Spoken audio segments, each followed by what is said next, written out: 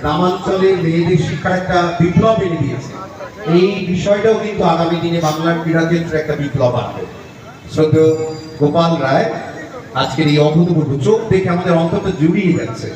এই বঙ্গপুর অগ্রদূত ক্লাবে কলকাতা পুরসভা উদ্যোগে এবারে আমরা 3 বছর পর, মানে 3টে টার্মসে আমরা 3 বছর, আমরা 2011-12 সেই সালে তখন আমরা এই ব্রহ্মপুর অগ্রদূত ক্লাবে ফ্লাওয়ার শো করেছিলাম, সঙ্গে বিভিন্ন কদিন 3 দিন ফাংশনও করেছিলাম।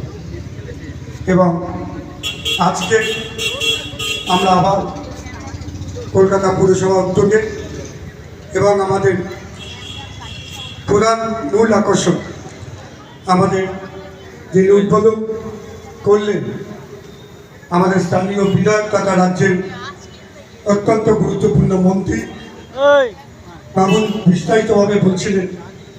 আমরা তো জানি, আপনারাও অধিকাংশ মানুষই সেগুলো ইতিমধ্যেই অবগত হয়েছে যে একাধিক ফুটবল সংস্থা থেকে শুরু করে বিভিন্ন জায়গায়, একাধিক জায়গায় এবং চলচ্চিত্র থেকে শুরু করে যাত্রা বিভিন্ন একাডেমিতে তিনি সভাপতিত্ব করছেন।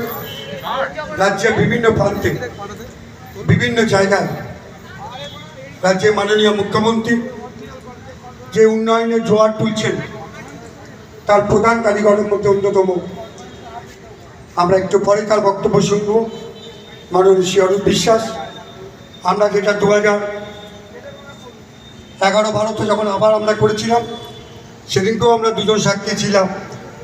আজকে আমাদের তার মধ্যে বড় চেয়ারম্যান তারকেশ্বর চক্রবর্তী, নন্দিতা রায়, বিশ্বজিৎ মণ্ডল, পৌর প্রতিনিধিরা রয়েছেন, আছেন বড়োর আধিকারিক সমরেশ দত্ত, স্বপন হালদার থেকে শুরু করে রাজীব সোরেন, আমাদের পাক ট্রান্সফার এক্সিকিউটিভ ইঞ্জিনিয়ার, এবং নিচের আমাদের ডিএম আছেন জয়দীপ সরকার, এবং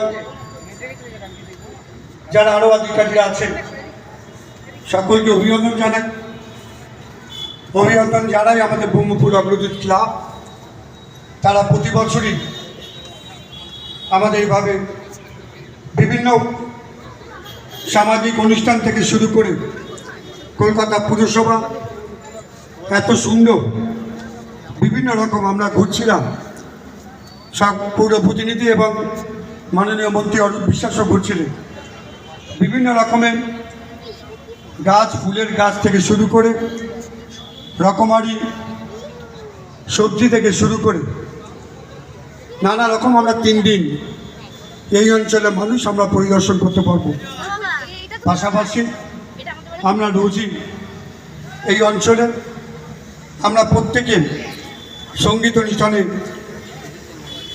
যেমন আজকে আমরা